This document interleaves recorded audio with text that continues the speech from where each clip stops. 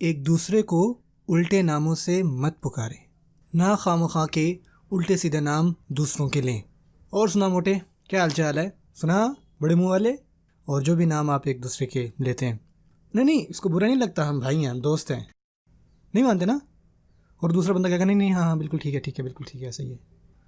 اصل میں وہ ٹھیک نہیں ہے۔ کچھ لڑکیاں ایک ساتھ کھڑی ہوئی ہیں اور اوئے تمہارا قد بڑا چھوٹا ہے، سو کیوٹ۔ ویسے اس نے اس بات کو اچھا نہیں سمجھا کہ آپ نے اس کو چھوٹے قد کا کہا، چاہے آپ نے اس کے اینڈ میں کیوٹ کہہ دیا، اور جب کہ وہ ابھی آپ کو کچھ نہ کہے اور آپ کا دوست ابھی آپ کو کچھ نہیں کہے گا۔ ایک ایسا دن ہے جب وہ نیکیوں کے لیے ترس رہے ہوں گے، اور وہ ہے قیامت کا دن۔ اور اگر آپ نے ان کے خلاف کچھ برا کیا ہوگا تو آپ کی نیکیاں لے لیں گے۔ وہ شاید ابھی نہ جمع کر سکیں، لیکن قیامت کے دن وہ ضرور کر لیں گے۔ دھیان رکھیں اس بات کا، ٹھیک ہے؟ اس کا دھیان رکھیں۔ چاہے ایسے نام بھی جو کہ برا معنی نہیں رکھتے، اگر ان کو نہیں پسند وہ نام تو نہ کریں ایسا۔ میں آپ کو ایک واقعہ سناتا ہوں۔ میں بہت زیادہ ٹریول کرتا ہوں، تو ایک دفعہ میں ایک جگہ پر گیا اور وہاں پہ ایک آدمی تھا، مطلب جو زیادہ پرواہ نہیں کرتا تھا پرسنل سپیس کی نا، اور وہ بندہ مجھے بالکل نہیں جانتا، اور آگے سے مجھے ہے نومی کیسے ہو؟ میں نے کہا ایکسکیوز می، او نومی، میں تمہیں نومی کہہ سکتا ہوں نا، اٹس اوکے۔ میں نے کہا نہیں بالکل نہیں کہہ سکتے آپ ایسا، اصل میں میری جو والدہ ہیں وہ مجھے نعمان کہتی ہیں، اگر کسی کے زیادہ حق ہوتا مجھے نومی کہنے کا تو وہ میری امی ابو ہوتے۔ میں نے ایسا نہیں کہا، نہیں ٹھیک ہے بھائی کوئی مسئلہ نہیں، مجھے اچھا نہیں لگا، اور اگر مجھے اچھا نہیں لگا تو میں اس کو ابھی بتانا بہتر سمجھوں گا، نہ کہ قیامت کے دن۔ اس کو ٹھیک کریں۔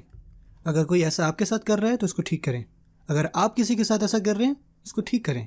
وَلَا تَنَابَزُوا بِالْأَلْقَابِ۔ اور یہ ہے آخری بات، بئس الاسم الفسوق بعد الایمان۔ کتنا خطرناک ہے، کتنا خطرناک ہے ایک برا لفظ اس کے بعد کہ آپ ایمان رکھتے ہو۔ اسم الفسوق کا مطلب کیا ہے؟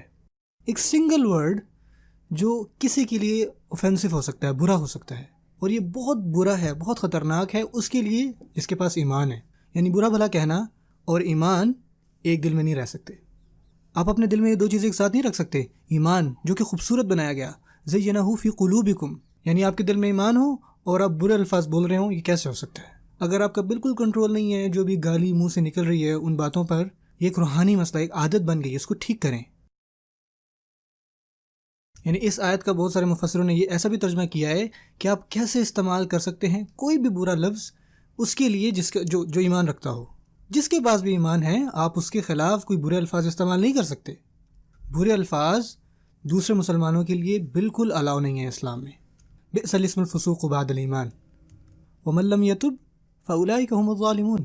اور جو باز نہیں آتے اور جو توبہ نہیں کرتے تو وہی ہیں وہ لوگ جو ظالم ہیں۔